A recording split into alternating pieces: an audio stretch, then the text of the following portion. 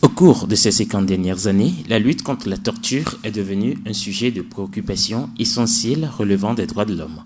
En raison des graves conséquences psychologiques, le mal infligé à la victime par la torture ne saurait être réparé. La prévention revêt alors une importance primordiale. Depuis longtemps, le droit humanitaire reconnaît la nécessité d'élaborer des dispositions prises concernant le traitement des personnes privées de liberté, et ce à titre de sauvegarde contre les mauvais traitements. Durant la semaine de lutte contre la torture, l'Organisation mondiale de lutte contre la torture et son partenaire togolais du CACIT lance une campagne digitale pour lutter contre la torture. Que comprendre par torture? Quelles en sont les conséquences pour la victime et le tortionnaire? L'heure du droit se met au diapason pour en parler. Sur ce plateau de Radio Djena avec moi, Rachel Elom Mollet, responsable département droits de l'homme du CACIT. Rachel, bonjour. Bonjour. Merci d'avoir accepté notre invitation. C'est moi qui vous remercie. Moi, je suis Eli Eric Atipo. L'heure du droit, c'est parti. Nous parlons de la torture, ce qui m'amène à vous poser la question. Rachel Elom Mollet, qu'est-ce qu'on entend par torture? On en entend beaucoup parler sur les médias ces derniers temps. Oui, merci pour la question. Et selon l'article 1er de la Convention contre la torture, adoptée en 1984, le terme torture désigne tout acte par lequel une douleur ou des souffrances aiguës, physiques ou mentales sont intentionnellement infligées à une personne au fin d'obtenir d'elle ou d'une tierce personne des renseignements ou des aveux, de la punir d'un acte plutôt qu'elle ou une tierce personne a commis ou est soupçonnée d'avoir commis, de l'intimider ou de faire pression sur une tierce personne ou pour tout autre motif fondé sur une forme de discrimination, quelle qu'elle soit. Alors, quand on regarde un peu, on va se poser la question, ce mot de torture. En torture, vous avez combien de mots de torture? Parce que on parle de plusieurs sortes de torture quand même. On entend peut-être on a torturé tel prisonnier, certaines personnes qui disent torture psychologique et tout ça. Quels sont les différents mots de torture que vous rencontrez dans votre domaine? Je dirais que la liste est exhaustive. On ne pourrait avoir un mode unique de torture. Comme vous l'avez dit, on peut trouver parmi les actes de torture la torture psychologique. On agit sur la psychologie de la personne, la torture physique où on inflige, comme je l'ai dit tantôt, une douleur physique afin d'obtenir des aveux. Il y a aussi la torture morale. Bon, n'empêche, au-delà de tout ça là, c'est l'acte que subit la personne, ou bien c'est la forme, ou bien c'est ce qu'on inflige à la personne. Et pour cela, le protocole d'Istanbul liste quelques formes de torture courantes. Parmi ces formes de torture, on peut trouver des coups de poing ou de pied, des gifles, des coups infligés au moyen de fouets, de fils électriques, d'une matraque et autres traitements causant des meurtrissures comme le fait de faire tomber la victime à terre. Il y a aussi des tortures positionnelles qui consistent à suspendre le sujet, à attacher ses membres sur une extension, à attacher ses membres en extension, à lui imposer de manière prolongée une position particulière ou inconfortable. Il y a aussi des brûlures au moyen de cigarettes, d'instruments portés à haute température, de liquides bouillantes ou de substances toxiques ou caustiques. Il y a aussi des décharges électriques. Il y a de l'asphyxie par noyade. Comme je l'ai dit, la liste est exhaustive. Pardon? Ce que les Américains appellent le waterboarding comme je l'ai à Guantanamo. Ça dépend de l'imagination du tortionnaire, et parce que la liste est là, mais il y a plusieurs moyens, ça dépend de l'imagination du tortionnaire pour infliger cette souffrance-là à la victime. Alors, dans votre développement, vous avez semblé aborder le protocole d'Istanbul, ce qui m'amène à te demander quelle est aujourd'hui la base légale ou les tests internationalement qui essaient de réglementer la torture. Je dirais que des tests existent au niveau international, régional et national. Donc, il y a je vais parler du premier test. Le premier test que nous avons tous, c'est la Déclaration universelle des droits de l'homme, qui rassemble tous les droits humains. Après, contre la torture, nous avons la Convention contre la torture et la Convention contre la torture. Aussi, sur le plan national, nous avons, disons, l'État togolais ratifie des conventions et a l'obligation de les insérer dans ces tests nationaux, dans les tests nationaux. Donc, nous avons déjà la Constitution du Togo qui, en son article 21, stipule que la personne humaine est sacrée et inviolable. Nul ne peut être soumis à la torture ou à d'autres formes de traitement cruel, inhumain ou dégradant. Et aussi, il y a aussi le nouveau code pénal de 2015 qui, en son article 98 aussi, incrimine la torture incrimine la torture. Il y a l'article 199 du nouveau code pénal qui dit que toute personne coupable de torture est punie d'une peine. Bon, ça, c'est les peines qu'encourent comment je vais dire, les tortionnaires. Les tortionnaires, si on peut les dire ainsi. Donc, il y a aussi le code de l'enfant. Le code de l'enfant aussi qui décrit, qui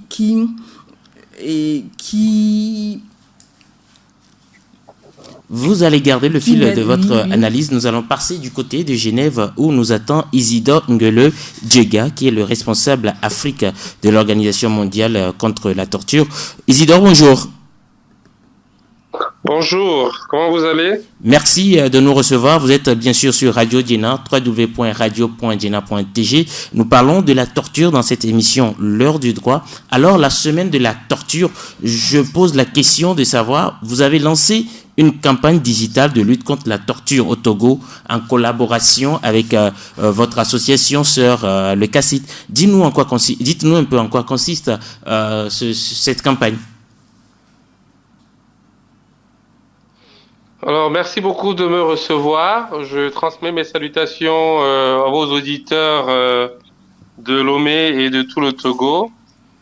Je voudrais simplement dire que la campagne est un moment spécifique au cours duquel, pendant une semaine, on voulait partager avec le peuple togolais les grandes recommandations du Comité contre la torture adressé à l'État togolais en ce qui concerne la lutte contre la torture. Et il apparaît clairement que, en dépit des avancées remarquables qu'on a pu constater dans le cadre législatif au Togo, de nombreux efforts sont encore requis de la part des autorités togolaises, notamment en matière de lutte contre l'impunité, c'est-à-dire que les personnes accusées, les personnes appartenant aux forces de l'ordre notamment, accusées d'actes de torture, ne sont toujours pas punies.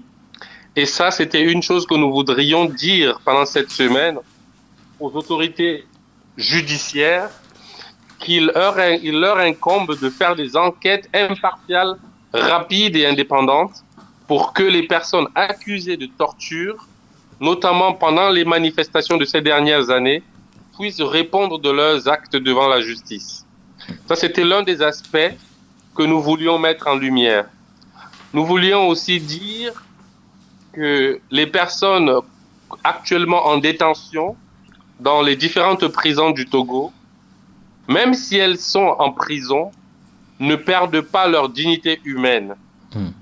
Il est important qu'elles puissent continuer à être traitées avec dignité, qu'elles puissent avoir un espace de vie qui soit conforme à l'humanité, qu'elles puissent avoir accès à des repas de qualité et qu'elles puissent bénéficier des visites de leur famille et des organisations de la société civile. Et ça, c'est une chose qui n'est pas respectée depuis que la crise de Covid-19 a commencé. Donc, voilà un peu les grandes lignes de ce que nous voulions rappeler aux autorités togolaises, mais aussi associer avec nous l'ensemble du corps social togolais. D'accord. Isidore, en juillet 2019, vous étiez en train de l'évoquer, il y a une recommandation du comité contre la torture envers le Togo. Quelles sont les grosses lignes de ces recommandations aujourd'hui? Donc, comme je le disais, il y a une vingtaine de recommandations, Oui. mais il y a des recommandations qui sont, on va dire, prioritaires. La première recommandation que nous rappelons depuis 2019 aux autorités, c'est celle de la fermeture immédiate de la prison civile de Lomé. Parce que cette prison n'est plus propre à la vie humaine. En fait, c'est une prison coloniale qui date de l'époque des Allemands. Et vous savez qu'à travers le continent africain, les prisons coloniales étaient construites pour briser et détruire les résistants aux colons. Donc, même pour notre propre dignité d'Africains, il n'est plus acceptable que nous puissions réutiliser les outils qui ont été utilisés à l'époque coloniale pour détruire la dignité de ceux qui essayaient de se lever contre les colons.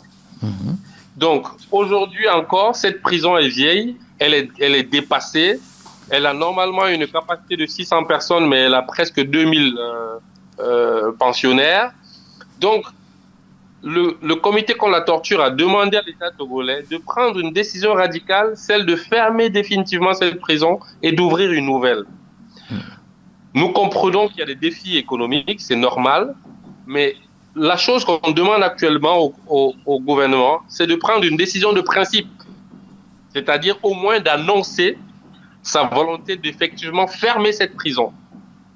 Et ensuite, nous allons accompagner le gouvernement à pouvoir trouver les moyens, les mécanismes, les stratégies pour qu'une nouvelle prison plus adaptée à la vie humaine puisse être ouverte. Parce que quand on est prisonnier, on ne perd pas sa dignité humaine, on ne perd pas son humanité. On est privé d'un seul droit, c'est le droit d'aller et de venir. Mais on continue d'avoir tous les autres droits.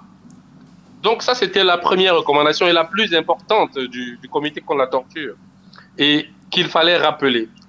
La deuxième recommandation, tout à l'heure, je l'ai évoquée, c'est celle de la lutte contre l'impunité. La nécessité de punir tous ceux et toutes celles qui décident d'aller contre la législation nationale, contre la torture. Il faut les sanctionner pour ne pas donner l'impression qu'on accepte et on encourage la torture. La troisième, c'est le code de procédure pénale. Ça va faire presque 5 ans que ce code de procédure pénale est en voie d'être adopté, mais il n'a toujours pas vu le jour. Il y a un nouveau code pénal qui a été adopté, qui est très moderne, qui lutte bien contre la torture, mais il n'est pas accompagné par un code de procédure pénale adapté.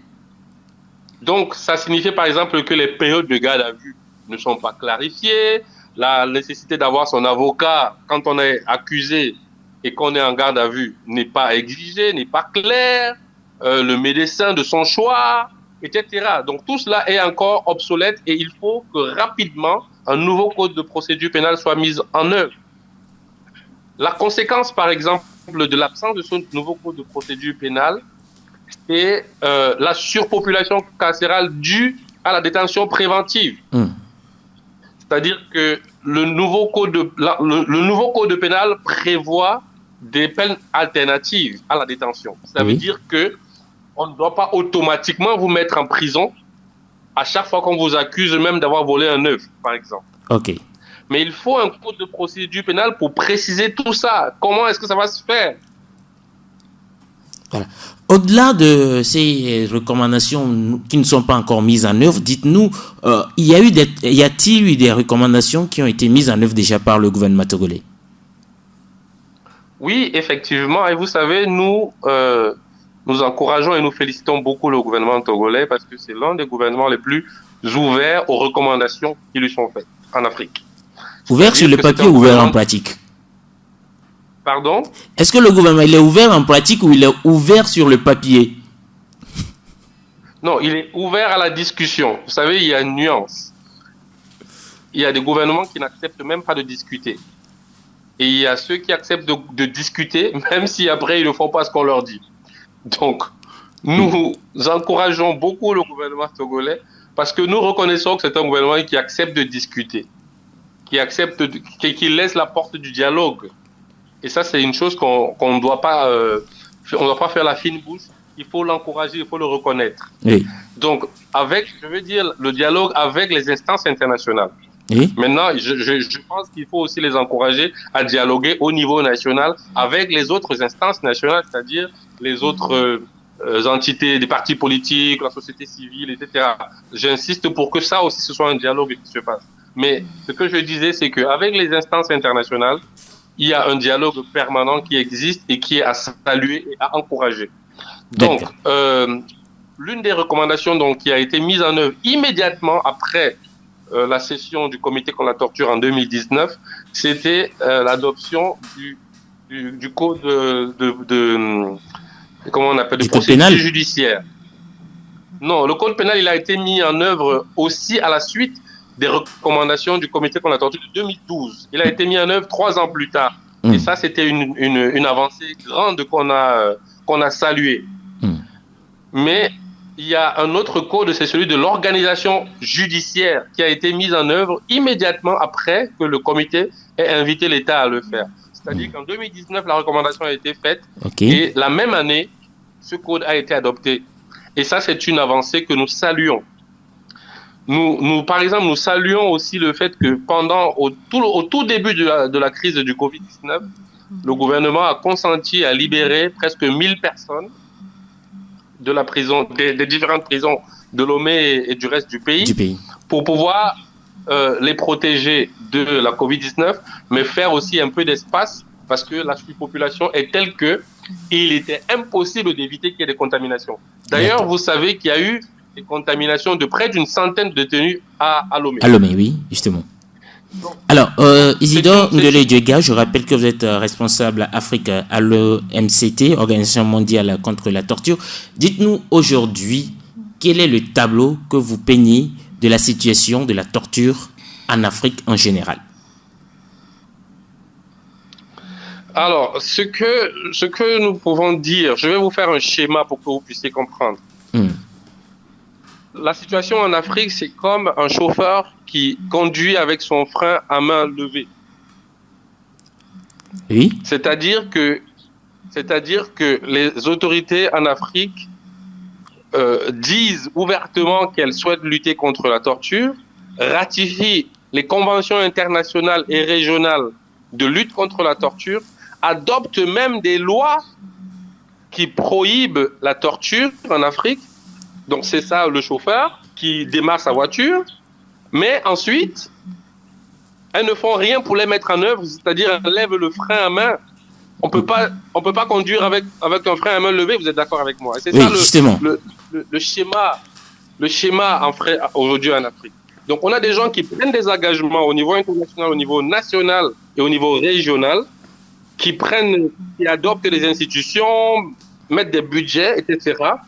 Mais chaque fois qu'ils font face à un défi, même mineur, c'est-à-dire par exemple des manifestations publiques pacifiques, ils font recours à la vieille recette, c'est la recette de la torture, c'est-à-dire l'intimidation, les menaces, les menaces, les disparitions forcées, la torture clairement dans les prisons secrètes parfois dans certains pays.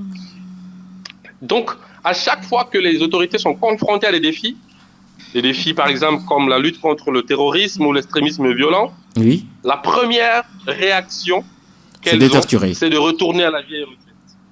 Et pourtant, il y a des méthodes modernes aujourd'hui de pouvoir obtenir des mêmes informations sans passer par la torture.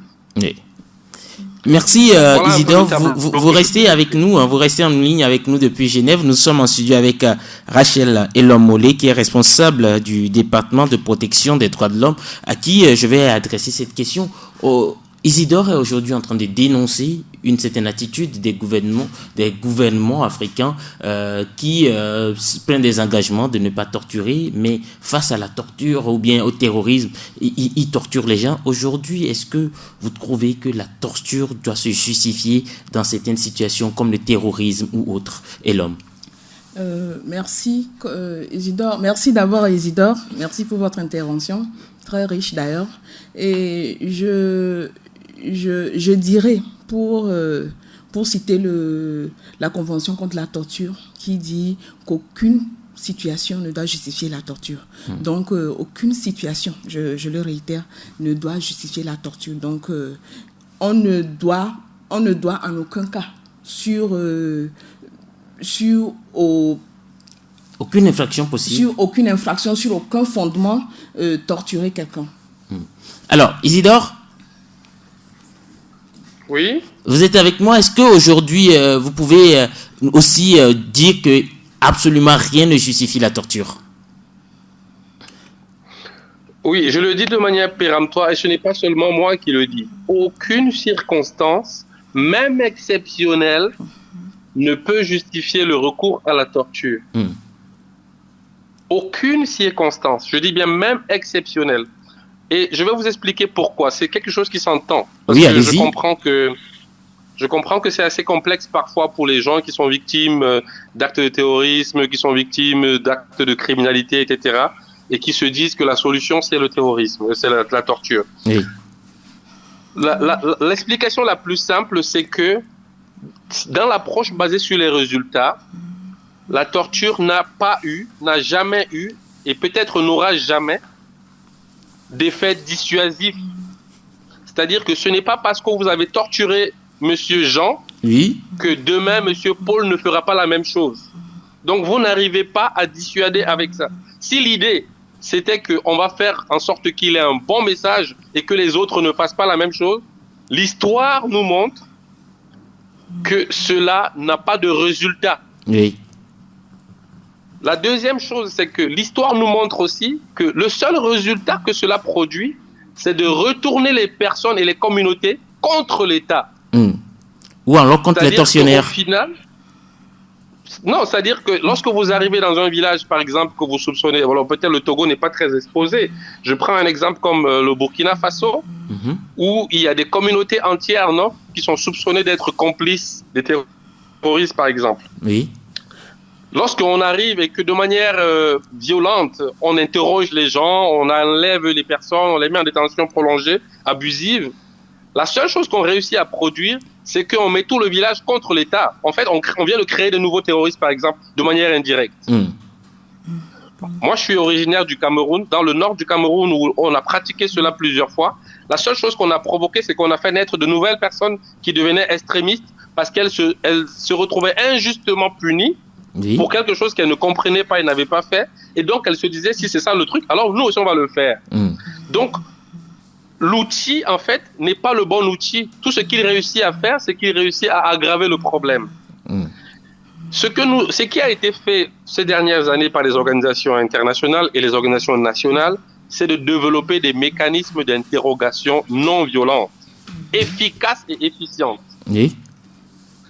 Et il y a des grands policiers, des grands officiers de police à travers le monde, y compris en Afrique, qui ont développé ces mécanismes et qui le font. Le vrai défi qu'on doit avoir en Afrique, c'est le défi de la formation. Lorsque vous avez un policier, un officier de police judiciaire qui est bien formé, il ne fait pas recours à la torture. La torture, c'est l'outil des gens qui ne sont pas assez formés et qui pensent que par la violence, ils auront le résultat.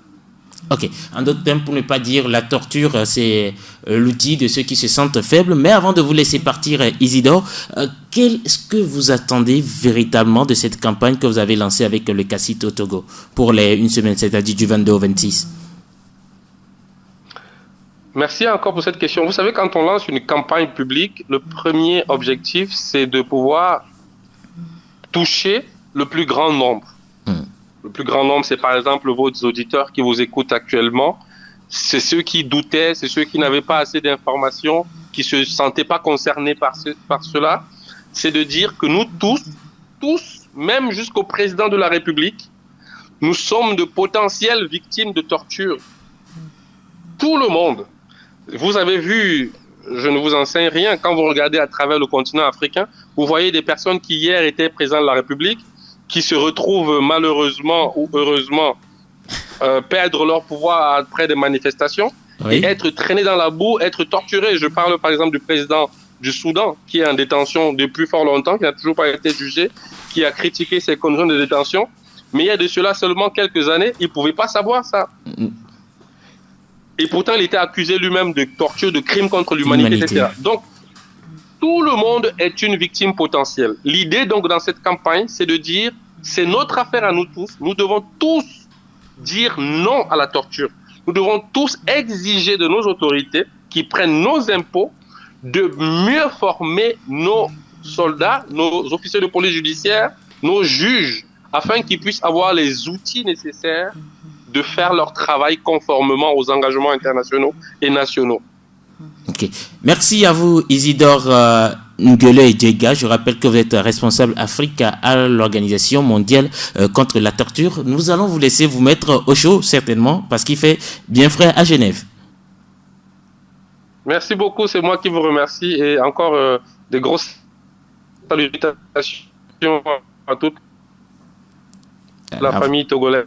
Merci à vous, Isidore, et puis on vous retrouvera certainement pour d'autres émissions sur Radio Djena en ce qui concerne les droits de l'homme et les droits de l'enfant. Nous rappelons que nous en avons fait notre credo sur Radio Djena, et je retrouve dans ce studio Rachel Elom-Molé pour lui poser cette question. Rachel, aujourd'hui, lorsque je me sens torturé, lorsque je pense qu'il y a eu un acte de torture sur moi, qu'est-ce que je dois faire véritablement? Avant d'en arriver là tout à l'heure, j'avais défini la torture comme tout acte par lequel une douleur ou des souffrances aiguës, physiques ou mentales sont intentionnellement infligées à une personne aux fins notamment d'obtenir d'elle ou d'une tierce personne des renseignements ou des aveux. Mais dans la définition, c'est quand on parle, la définition de torture n'est vraiment évidente que quand l'acte infligé provient d'un agent de l'État. D'un agent de l'État, soit sous son investigation ou soit sous recommandation.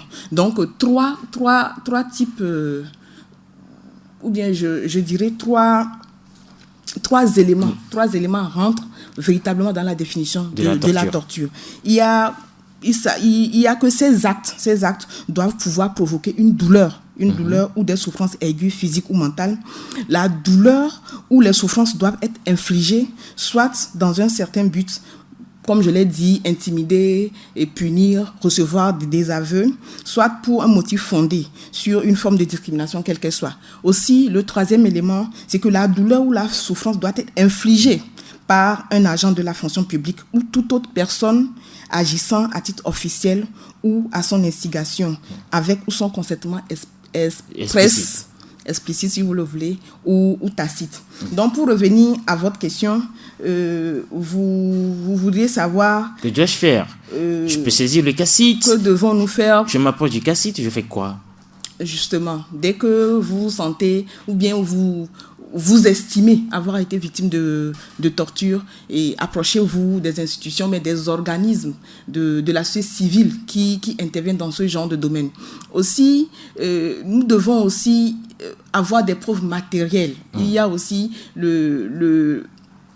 il faut aussi rassembler des preuves matérielles, comme par exemple aller vers un médecin, directement vers un médecin, avoir un rapport médical ou un certificat médical, se diriger vers nous. Il y a aussi la dénonciation, venir vers nous, dénoncer, pour qu'on puisse vous accompagner et vous aider dans la prise en charge des victimes. Parce qu'au niveau du CACIT, nous prenons en charge les victimes de torture sur le plan juridique, médical, social et psychologique. Alors, si je dois m'adresser au CACIT, je fais comment? Le CACIT se trouve où? Joignable sur quel numéro?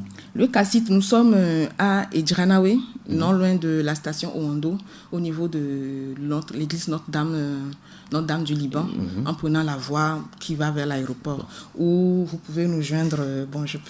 On va trouver le numéro. De toute façon, Radio Djena 90 13 89 94, 90 13 89 94 est toujours là pour pouvoir accompagner le CACIT et puis toutes les organisations de défense des droits de l'homme et surtout des droits de l'enfant et puis des droits de la femme. Merci à tous ceux-là qui nous ont suivis sur Radio Djena. Nous sommes bien sûr sur le www.radio.djena.tg. Dans l'émission L'heure du droit, il a été question d'aborder la torture, les recommandations de l'Organisation mondiale contre la torture au Togo qui date de juillet 2019. Nous avons été en ligne également avec Isidore Ngedje de l'Organisation mondiale contre la torture, les responsables Afrique. Et également avec nous, Rachel Elom-Mollet, responsable chef département de protection des droits de l'homme. Rachel, un dernier mot pour finir? Un dernier mot pour appeler tous les concitoyens à la prise de conscience. D'abord, savoir que quand on parle de torture, c'est un fait réel. D'abord, j'appelle la population à connaître ses droits, à connaître ses droits. Les tests existent déjà, donc il faut les connaître pour pouvoir les dénoncer, pour pouvoir les appliquer. Donc, Isidore a déjà tout dit. Nous collaborons très bien avec les organisations et les acteurs étatiques. Donc, ils nous écoutent et nous faisons de notre mieux, nous faisons de notre part pour que les recommandations, nous menons des actions de sensibilisation, des actions de formation pour amener ces acteurs étatiques à prendre en compte cette question et à lutter contre la torture. Voilà. Peut-être vous voudriez rapidement nous rappeler le numéro du CACIT. Le numéro du CACIT où on peut nous joindre en cas de besoin, le 22 36 00 84. 22 36 00 84, le tout précédé du plus 228. Merci à vous d'avoir fait le déplacement de Radio Djena. Je vous donne rendez-vous le samedi prochain, même heure encore, pour aborder une question de l'actualité du droit. Je suis Elie Eric Atipo. Surtout, ne zappez pas avec Radio Djena. Ça s'annonce extrêmement intéressant le week-end sur nos antennes.